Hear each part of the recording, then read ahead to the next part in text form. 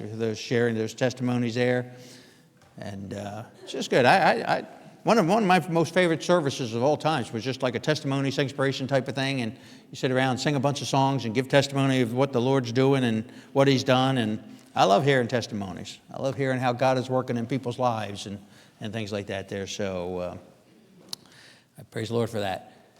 We're going to turn to Titus chapter 3 this evening. We're moving our way through Titus. And before we do, let's look to the Lord in prayer again. Father, again, I do thank you for the privilege of being here this evening, and thank you for the wonderful hymns that we had the privilege of singing and the testimonies that we had the privilege of hearing. And Lord, we really are very blessed. We really are. You have just been gracious to each and every one of us. So, Lord, I pray that you would help us to pay it forward, be a blessing to others, Lord, and those who we come in contact with, those who need Jesus Christ. Lord, as we're going to look at this evening, this world, there's two worlds that we're living in. I pray that you help us to be faithful to all that you call us to do. In Jesus' name, amen. Again, as I just mentioned in prayer, planet Earth is the home to two very real worlds. The Christian happens to be in contact with both of them. Augustine referred to them as this. He called the first one the city of man. The second one he called the city of God. Now, the city of man is the physical world around us, and we are in contact with that world through our senses, whether it's touch or smell or hear or taste or sight. That's the world, that's the city of man that we're engaged in. But at the same time, as a believer in Jesus Christ, we are very aware that there's another world that we're a part of. It's an invisible world, however, it's very eternal. It's a world that we're not connected to by our senses, but by the Spirit of God that's indwelling in us. The designer and creator of both worlds is the same person, our Creator, God. Now, most of our world would agree with everything that I've said so far, except that last statement. They believe that there is something more out there, beyond the city of man, but just don't talk about a designer or a creator God. I read recently of a case brought before the U.S. Court of Appeals in New York, where they ruled against a little town in New York for opening its town council meetings with prayer. But what makes it so bizarre is that this town had already tried to be as politically correct as possible by inviting a variety of religious leaders all to open up in prayer. They even invited an atheist, which I have no idea why he would even want to come there. They invited a Wiccan priestess to come and open in prayer. And the court wrote this. In conclusion, they said this, and I quote, "The town's prayer practice had the effect of affiliating the town with Christianity. Heaven help a town to be associated with Christianity. Even the concept of prayer was just way too Christian, and it had to be abandoned." Now, if I were God, I don't think I could have remained silent this long. I really don't. I would at least start writing messages in the clouds like, "Hello, remember me? I'm still here. Don't make me come down there." Seriously, this is the world that we're living in. It's crazy. Two worlds.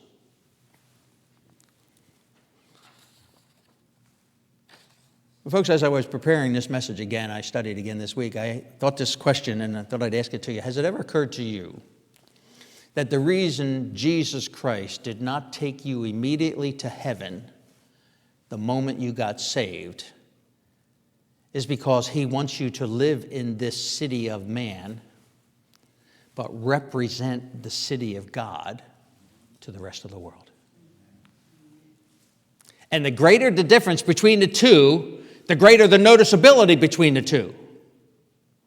The more we live for Christ, the more brighter our light shines. So let your light so shine before the city of man, that they may see your good works and glorify your Father which is in heaven. And by the way, the world which we might be resenting and becoming very angry with is not our enemy.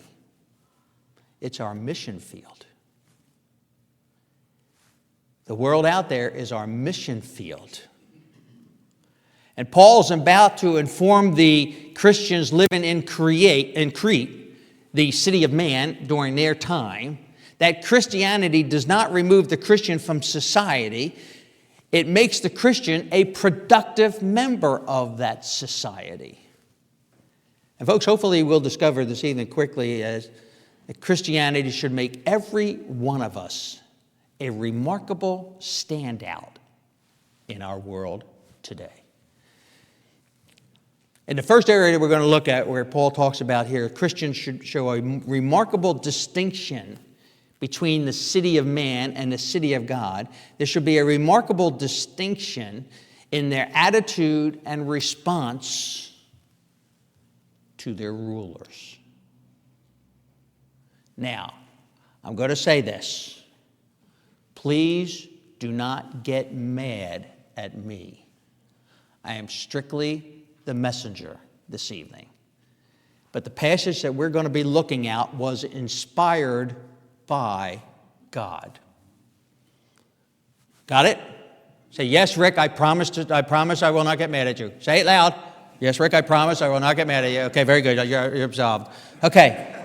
And if not, I'll make you buy indulgences. But no. Yeah.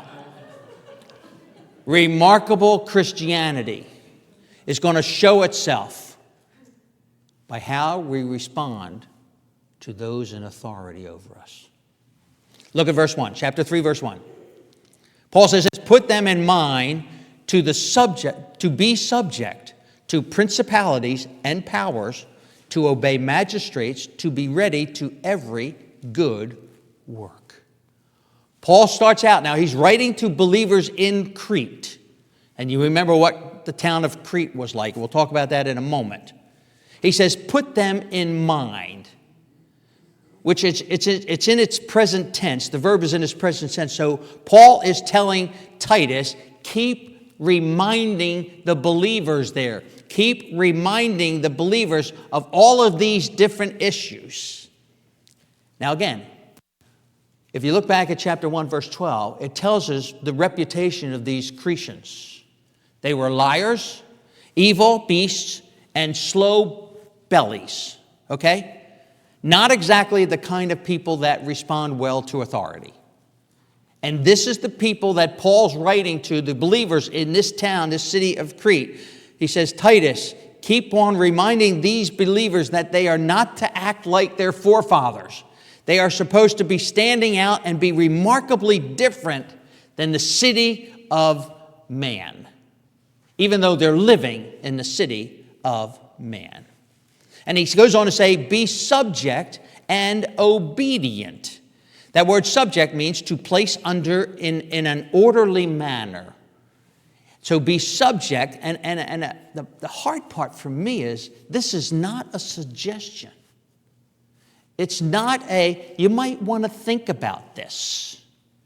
Obedience to governmental rulers and authorities is not an option. It's a command.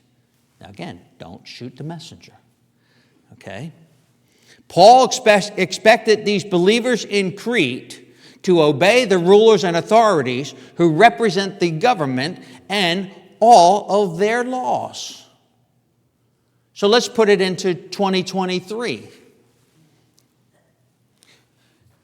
Let me understand this. You don't have to pray about whether you're going to pay your taxes. You don't have to pray about whether, if you're a business owner, that you're going to pay minimum wage. That's not something we have to pray about or talk about. There are laws on the books that we have to obey. You don't have to pray. I don't know, does Jersey still inspect cars? Yeah, okay, so, yeah. What's that? You don't do it like we do it. You got to take your car, and it's there for 3 weeks, and then they send you a big bill, and then you pay it, and you get it back. Okay, we don't, yeah, that's kind of what we do. I don't have to, let me say, I'm going to pray about if we're going to get our car inspected this year. That's not an option. I've got to obey if I want to drive that car. Just because I'm a Christian doesn't mean I get a free pass. Oh, you're a believer. Oh, these laws don't apply. They don't apply to you. Just drive right on by. Not happening. We are not above the law. Paul informs us that the institution of government was created by who? God. And we don't have time to go back to the Old Testament and prove it, but we're just telling you, we don't have an option. This is not optional. It's not a suggestion. Romans chapter 13, verse 1. Let every soul be subject unto the higher powers. Now, here's a quick quiz. I know you didn't study, but I'm going to throw it out there. What does every mean? All means all. See, you're a brilliant student. Thank you for that. Every means every. Let every soul be subject unto the higher powers. It doesn't say let everyone but the believers. Or let everyone but the Baptists, because they're the only ones right there in the right mind. I should have said that. Anyhow, strike that from the internet there. So anyhow, because it says, for there is no power but of God. The powers that be are ordained of God. And as hard as this is to do at times, particularly now, we can rest with complete confidence that God's purposes are never thwarted. Who's got the king's heart in his hand? Proverbs chapter 21, verse 1. The king's heart is in the hand of the Lord. And as the rivers of water, he turneth it whithersoever he willeth. Does that mean you know who in Washington's heart is in the hand of God?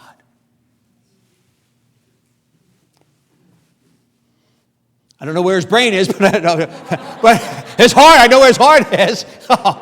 Just kidding. No, strike that too. Just strike the whole thing. No, just strike that. Yeah, I'm sorry. It's a cheap laugh.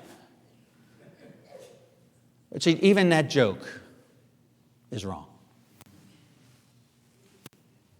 I did that for effect. Yeah, I meant to do that. No. Put them in mind to be subject to principalities and powers, to obey magistrates, to be ready to every good work. Maybe God just wants us to take our candle and shine it out there in the city of man brighter than it's ever been before. Do you think it was easy to be living in Crete at this time with those leaders? Not a chance.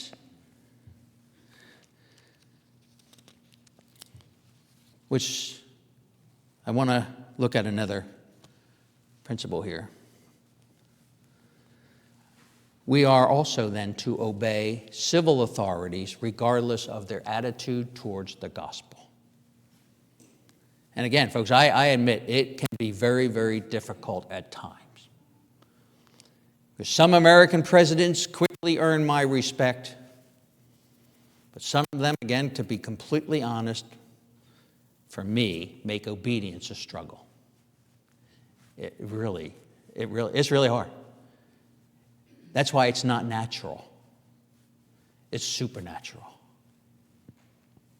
Just when I think I can't imagine a less deserving leader in the Oval Office, I remind myself of who was the leader when Paul wrote this to Titus. Some little guy named Nero. That's who was leading when Paul wrote this to Titus. And Paul calls for obedience, and he urges all believers to prepare to do good works. So the question is, what does our heart communicate to the world around us and our attitudes towards authority? Is it anything remarkable? That's a question. Is it truly remarkable? But I need to warn you, Paul's just getting started here in Titus chapter 3. So he not only tells us how to relate to rulers, but then he says how we should relate to others. And again, a remarkable Christian will be known by the way that they relate to others. Again, I'll read verse 1 and go through verse 2. Put them in mind to be subject to principalities and powers, to obey magistrates, to be ready to every good work, to speak evil of no man, to be no brawlers, but gentle, showing all meekness unto most men. There we go. I wish it said that. I wish it said, showing all meekness unto those who believe just like me. But it doesn't say that. Dale, yes. What does all mean? All means all. And that's all means. Showing all meekness to all men. In this verse, Paul gives us 5 commands.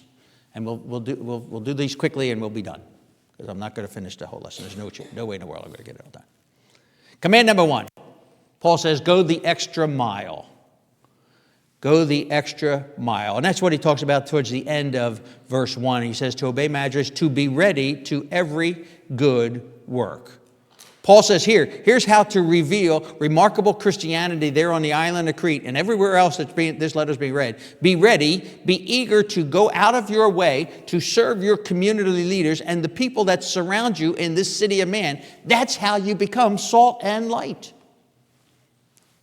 So who is Paul talking about here? Is he saying do good deeds to all the members of the church? Well, yes, I agree he is. I believe that's a biblical principle. Galatians chapter 6, verse 10 says, as we have therefore opportunity, let us do good unto all men, especially unto them who are of the household of faith. But Paul is not just talking about the church. I believe he's talking about all men. Because all means all. Not just believers. And I feel like to say, do I have to?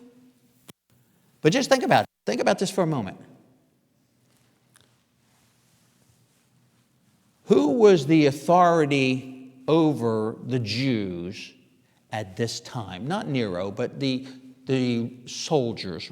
Which army was over them at this time? And it rhymes with Roman. Okay? The Roman soldiers were there. And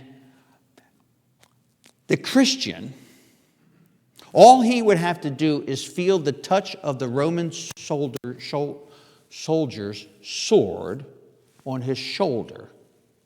And he was obligated to carry that soldier's gear for a mile.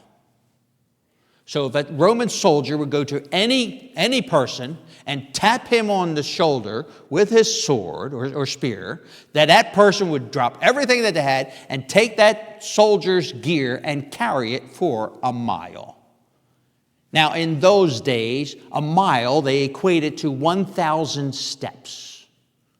So if a soldier came up to me, tapped me on the shoulder, I would have to pick up his gear, start off 1, 2, 700, 800, 900, 998, 999, 1,000. And I could put them down.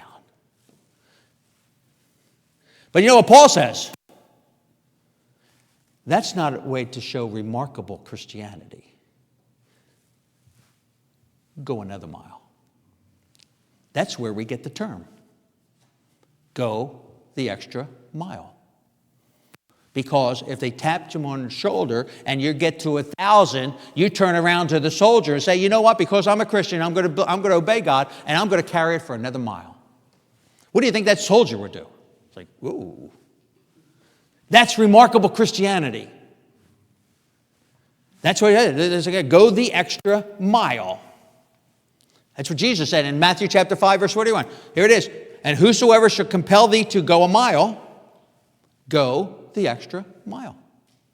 That's where it's from. So the Roman soldier and anyone who would have witnessed that would have been in awe, because that would have definitely been a remarkable Christian response. Go the extra mile. Command number 2, avoid the grapevine. Avoid the grapevine. He goes on and says, speak evil of no man. Now again, the verb here is the Greek word blasphemeo, blaspheme, we get it from, which means do not malign anyone. Anyone. And please note that Paul doesn't add a loophole here. To malign somebody if it isn't true, but if it's true, just let it rip. Don't malign them if it's not true. But if it's true, just let them have it. That's not what he says. He simply says, speak evil of no man. Under no circumstances are we to slander someone else with our mouths. Man, Paul, this is getting hard. Man, you're really stepping on toes here, brother. It means basically that we are not to abuse or insult anyone with our lips, even the politicians that we completely disagree with. Now tell me that's easy. It's almost impossible. And it is in our own spirit. It is. That's why we are not to be walking in our spirit. We are to be spirit-led. And just think about that the next time you're sitting around with a bunch of friends having a cup of coffee talking about what's going on in Washington. And then you stand up and say, you know what? Why don't we just pray for him right now? Because that's really what he needs. And everybody else down there, most everybody else, they need the Lord. And that would be a remarkable response. So command number 2, avoid the grapevine. Command number 3, refuse to swing back. He goes on and says, be no brawlers. Even if you have what you believe is a good reason, don't do it. Now, Paul was a fighter, but he wasn't a brawler. He tells you, I fought a good fight, right? I finished my course, therefore there's laid up for me a crown of righteousness. But he wasn't a brawler. And if anybody had a legitimate reason to be a brawler, it was the Apostle Paul, with everything that they did to him. But he chose not to. In fact, 1 Thessalonians 5:18, he wrote, in everything give thanks. Writing from a prison. In everything give thanks. In the biography of Robert Chapman, the pastor of a small church in 19th century England, do you know who the Chapman was, Pastor Robert Chapman? He was a pastor in England in the 19th century. It tells the story, not that you met him, but just if you had ever heard of him. Just if you ever heard of him. Well, I hadn't heard it until I came across this story, but it's an amazing story. Robert Chapman was single his entire life. He pastored a small church his entire ministry, yet made a deep impact on his community. Charles Spurgeon called him the saintliest man in England. But not everyone liked Robert Chapman. A grocer in the community hated him. He would become so infuriated by Chapman's open-air preaching that on more than one occasion he walked past Chapman, and as he did, he spit on him. Chapman never retaliated. He never struck back. Then on one occasion, some of Chapman's wealthy relatives came to visit him. And since Robert was single, they insisted on buying groceries and cooking the meals while they stayed with him for a week. They asked him where should they buy the carload of groceries that they needed. Chapman insisted that they go to the grocery store of the man who had insulted him for so many years. So off they went. They ended up purchasing more food than they could carry and asked if the store could deliver them to the home of Reverend Robert Chapman. The stunned grocer asked them to repeat the address and then told the visitors that they must have come to the wrong store by accident. No, they said, Mr. Chapman insisted that we come here. When the grocer arrived with the delivery and Chapman answered the door, the grocer broke down in tears, and Chapman ended up leading the man to the Lord that very afternoon. That is a demonstration of remarkable Christianity. Isn't there something about do something to those who despitefully use you? Robert Chapman is a wonderful example. Matthew chapter 5, verse 38 tells us, turn the other cheek. And it's easy for me to tell you to turn the other cheek. It's not my cheek. But I'm telling you, you want to display remarkable Christianity out there. Refuse to swing back. Even though every inch of your body wants to. And I've told people this before, and I say this not bragging. I say it to my shame. I'm a good counterpuncher. I am a wonderful counterpuncher with my mouth. You come at me or my family or anybody else that I care about, and I'm telling you, I can let you have it.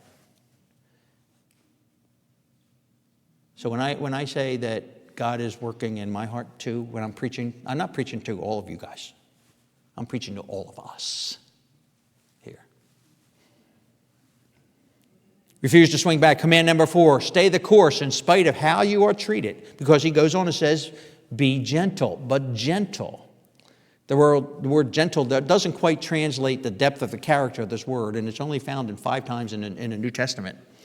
And it refers to someone who is able to submit to injustice, someone who is able to submit to the disgrace and this maltreatment from others without hatred or malice, trusting God for everything. It's the same word that Paul used when he wrote from the interior of that cold, dark prison in Philippians chapter 4, verse 5, when he says this, let your moderation, let your gentle spirit be known to all men. Now, think about that. This is Paul writing this as he's in prison, in spite of the injustice, in spite of the maltreatment that he got. He said, listen, let everybody see your sweet reasonableness. 1 Peter chapter 3, verse 15, be ready always to give an answer to every man that asketh you a reason of the hope that is in you with meekness and in fear. Folks, remarkable Christianity is on display even in the worst of times. Which leads me to one last command. Command number 5 says, don't play favorites. Because he says, showing all meekness unto all men. Here we go again. I'm not going to ask. But the literal translation means all. You can actually translate it all kinds, every different kind of person, regardless of race or religion or their political leaning, even if they're leaning left and you want to push them. Be a remarkable Christian in the city of man and don't play favorites. How remarkable would that be if every believer would go the extra mile, avoid the grapevine, refuse to swing back, stay the course, and don't play favorites every time we walk out that door? Would this world notice? If not, then we need to get right, according to Paul. Let's pray together. Father, again, Lord, I do, and I want to thank you for the Word of God, even though it kind of hurts at times. Lord, it's really hard when you're studying and getting stepped on at the same time, but I do appreciate it because I desperately need it. I really do think each and every one of us here would raise our hands. If I said, okay, who here wants to be a remarkable Christian? I think every one of us would raise our hands. But then if I asked the second question, who here is a remarkable Christian? I'm not quite sure who would raise. I know I couldn't. So I asked, Lord, that you help us to think through these things this week? Because you do call us to be that. So I pray that you would work in our hearts as we live our day-to-day lives in the city of man, representing the city of God. I pray that the difference would be so great that the world around us would sit up and take notice and point out and say, boy, there goes a remarkable Christian. I pray that you help us with that this week. In Jesus' name, amen.